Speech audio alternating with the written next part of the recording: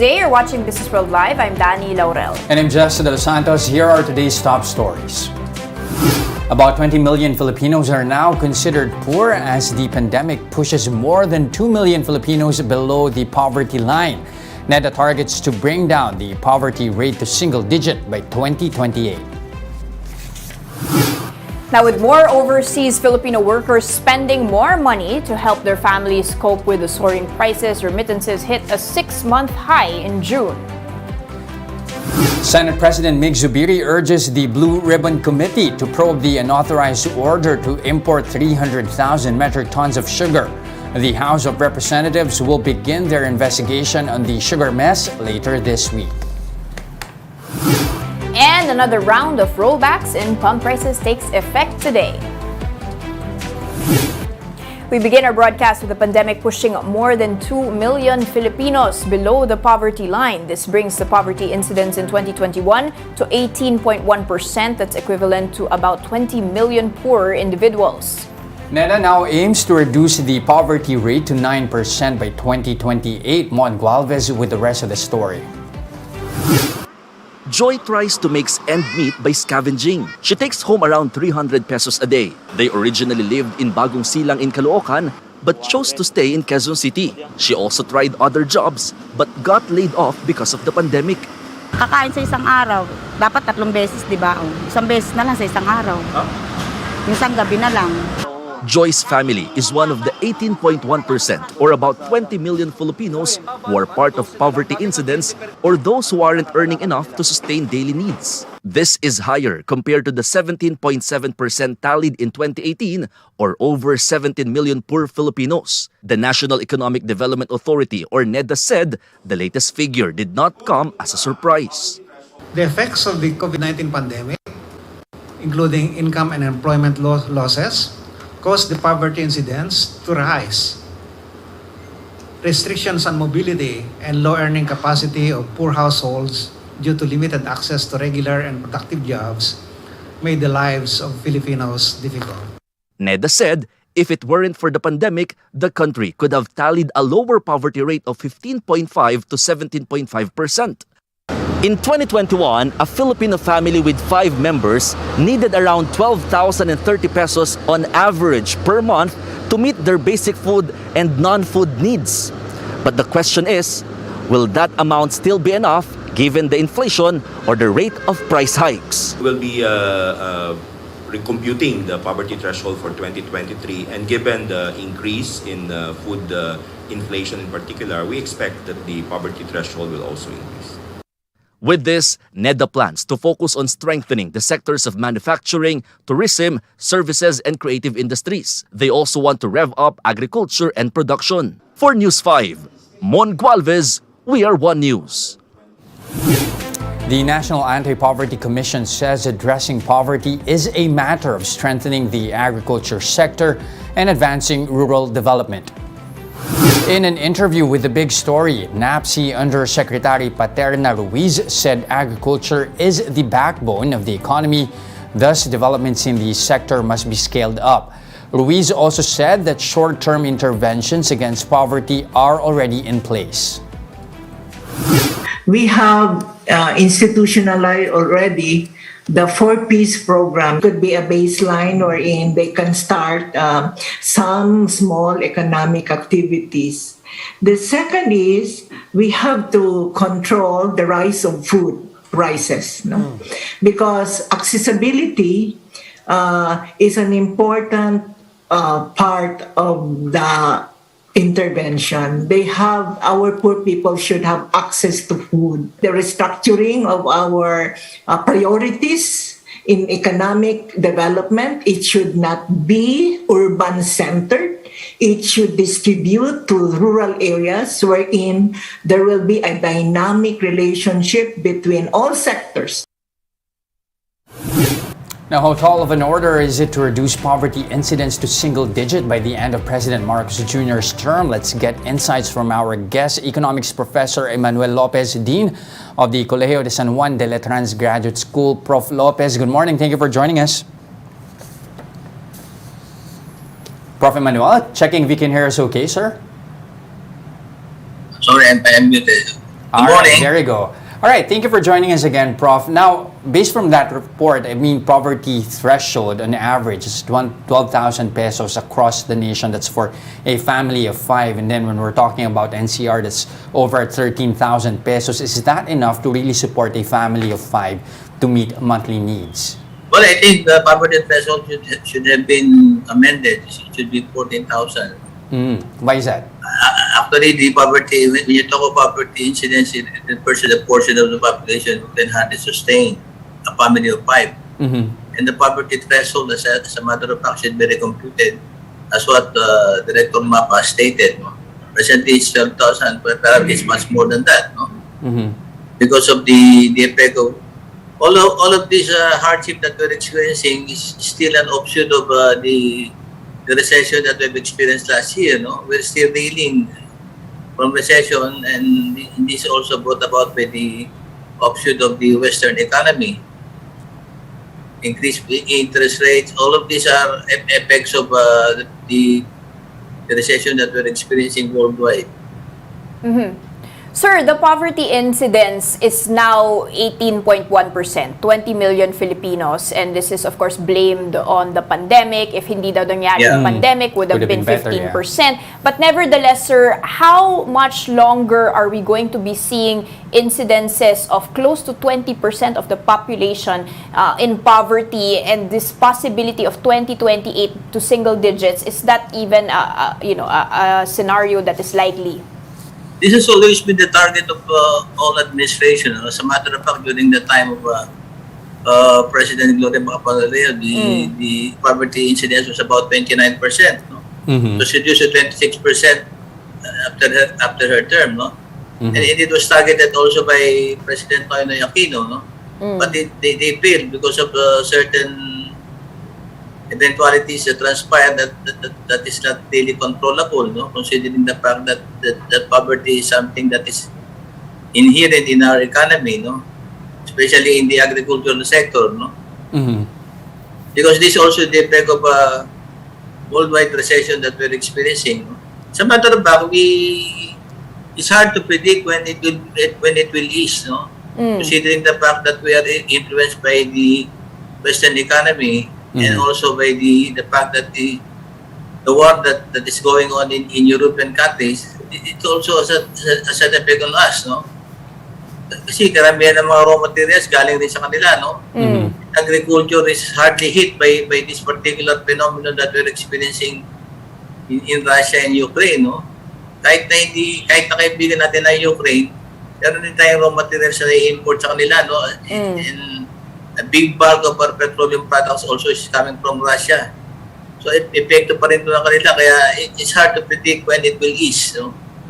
But hopefully, kasi many economists are predicting that the war will ease towards the end of this year.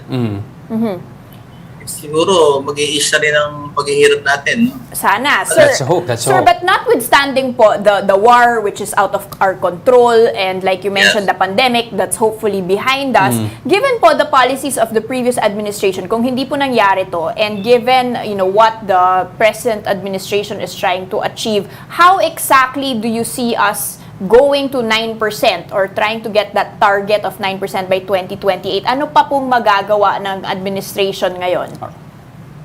As a matter of fact, during the start of the term of President Duterte, the economy has grown by 6.5% and more than that, no?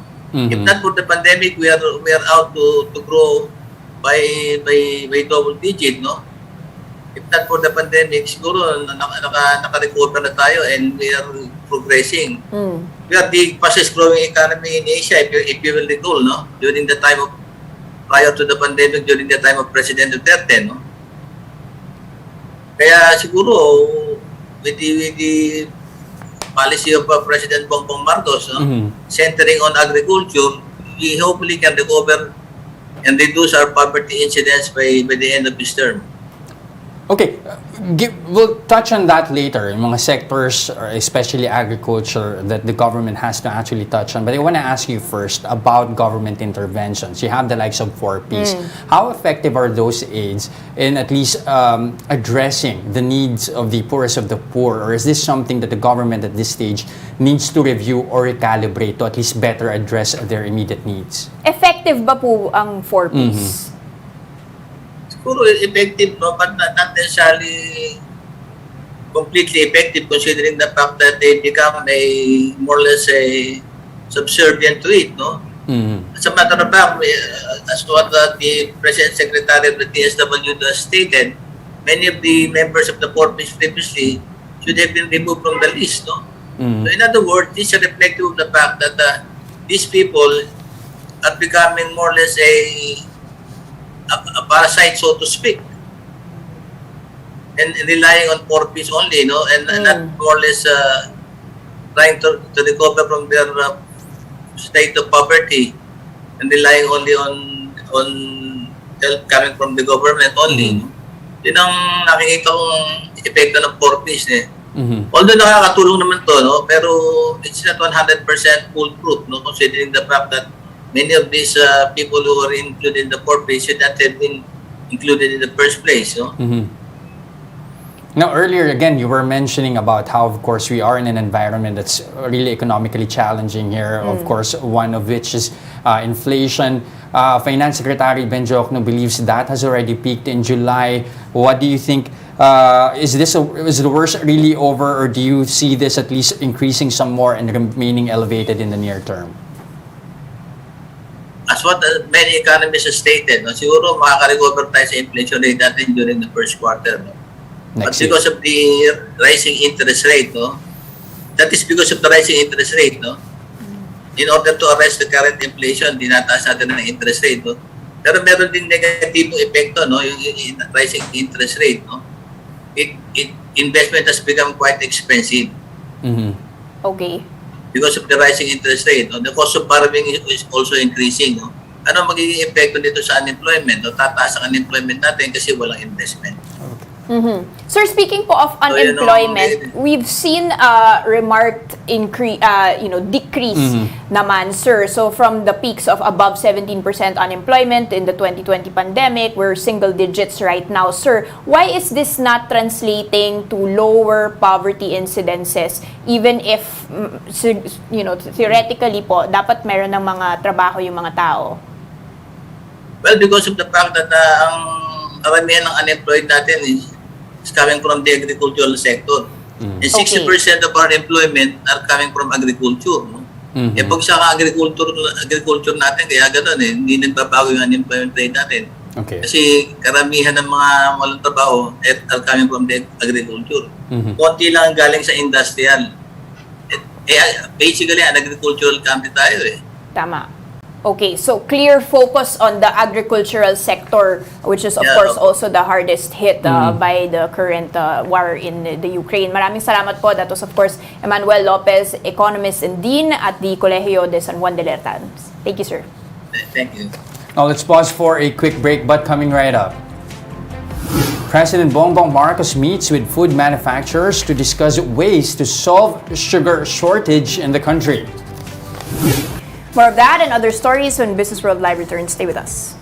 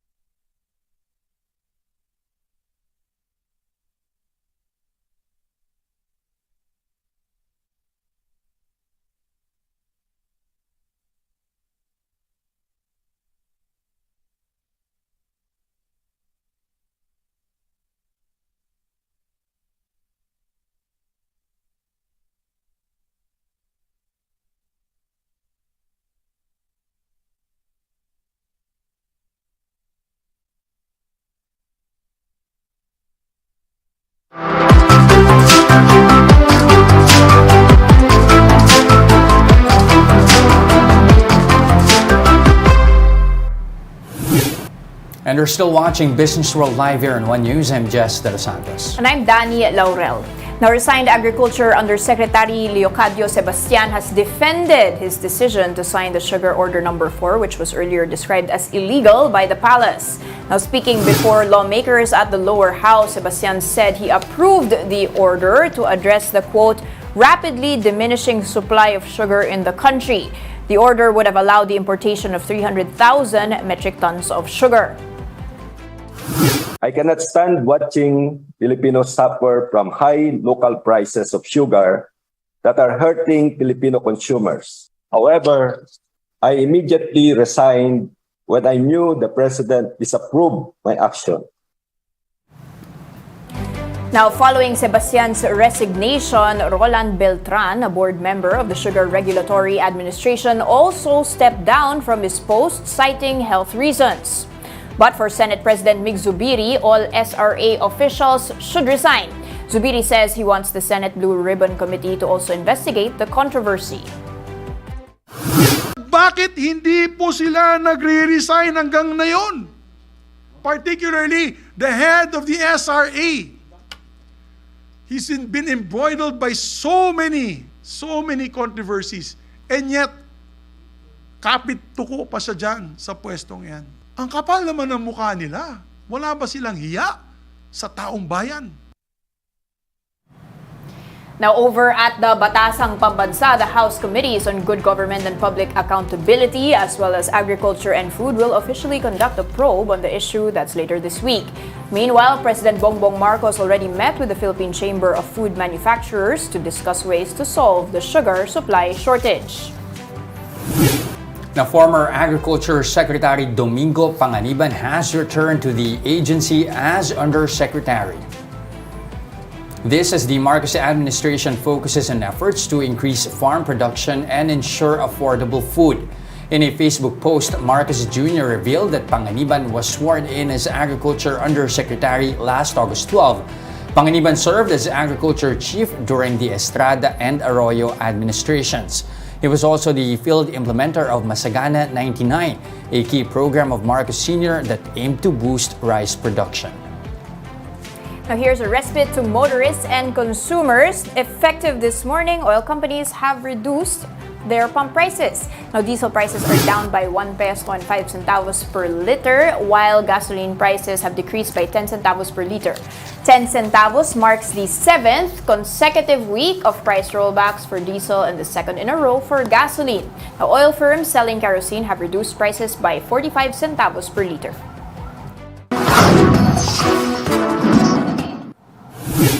Cash remittances reached a 6-month high in June. BSP data show that cash remittances sent through banks stood at $2.75 billion in June.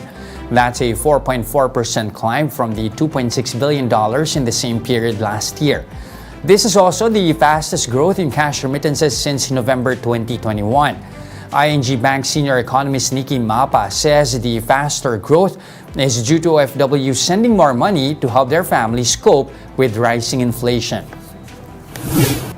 Vehicle sales jumped 29% in the month of July. That's despite the continued decline in passenger sales. Now, sales of commercial vehicles surged 49% year-on-year in July. That's thanks to a double-digit rise in the sales of light commercial vehicles. This helped offset the 10% decline in passenger car sales. Now, these numbers came from a joint report by the Chamber of Automotive Manufacturers of the Philippines, or CAMPI, and the Truck Manufacturers Association, or the TMA. Now, CAMPI President Romel Gutierrez says they are optimistic about the industry outlook for the rest of the year. He says improvements in job availability, business recovery, and pandemic response are all driving economic and industry recovery.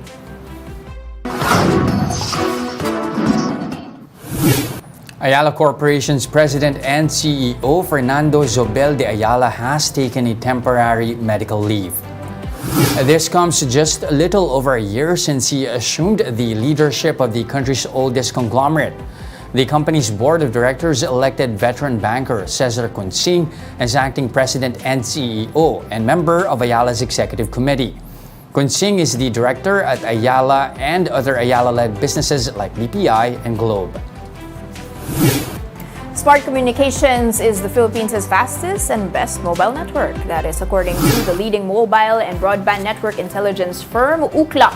The best mobile network citation has only been given by Ookla to about 20 mobile operators in the world, with Smart being the first and only Philippine mobile operator to clinch the award. Now, to earn this citation, a mobile operator must lead two crucial Ookla speed tests. That speed test award categories, namely fastest mobile network and best mobile coverage within the same test period. And those are the biggest stories on the economic and corporate front today. I'm Jess De Los Santos. And I'm Danie Laurel. We are One News, all sides, all the time. But don't go away. We'll give you the latest on the local boards when Businessworld Live returns. Stay with us.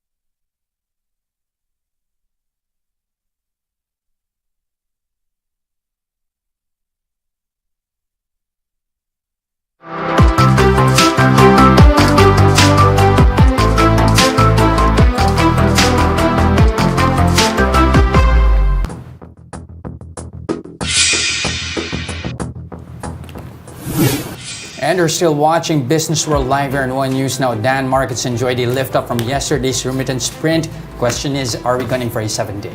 Alright, parang hindi. Just if you can see on my terminal here, maybe some profit taking happening. Of course, we are down a touch, still above 6,700, so that's still, quite good considering the situation. We're down by 0.4%, and like you mentioned, comes after 6 straight days of gains. Now, let's take a quick peek at which ones are still performing well here. You can see Metro Pacific and Converge leading the charge here. It's a mismatch of the companies that are doing pretty well, but you can see clearly on the worst performing list, Ayala Corporation, Ayala Land, and Globe. These are, of course, 3 Ayala companies, and those are, of course, Ayala Land is down by 1.7%. But, of course, yesterday, what we did see after that remittance sprint happened, Jess, was the property sector and consumers really gaining on the assumption that, of course, more money flowing in will benefit those 2 sectors. Meanwhile, we also had 2 earnings season still in full swing, and 2 gaining pretty well, and those are remarkably the ones that IPO'd in the past couple of years. You've got Mary Mart up by 10% in just the past 3 days. That's after they said that they are on track to post over 5 billion pesos of sales. Another one is Frutas, and let's see here how that's performing today. Still on the uptrend, up by 8.9% in 3 days as it posted 23 million profit in second quarter. They delivered 168 million pesos in shareholder value since that IPO. Jess. And something that we anticipated yesterday, Dito, I mean, how's their second quarter and first half numbers, earnings or losses, should we say that? Not very good, Jess. The losses are in the billions. The first half pa lang, 15.43 billion peso loss. And they said that a lot of that is due to higher costs, but also the interest expenses that they're paying. Maraming utang. So 423% rise in interest expenses, and they are drawing down their debt, 1.8 billion of dollars of debt. And that's going to be maturing, and they have to refinance all of those loans. This happens even as the subscriber base rose 614%. And you can see dito, still feeling the pain here, trading at 3 pesos and 76 centavos. That's down by 0.5% this morning, Jess. All right, something again to be keeping an eye on. At the same time, we're still expecting a slew of earnings numbers to come in, at least for the rest of the week. And that's it for today, August 16, 2022. Join us again tomorrow at exactly 9:30 a.m. You can also catch us on Signal Play. Register for a free account now at www.signalplay.com and stream One News live anytime, anywhere. I'm Jess de los Santos. And I'm Danie, Laurel. Mask on, wash hands, stay safe, Philippines. We are One News, all sides, all the time.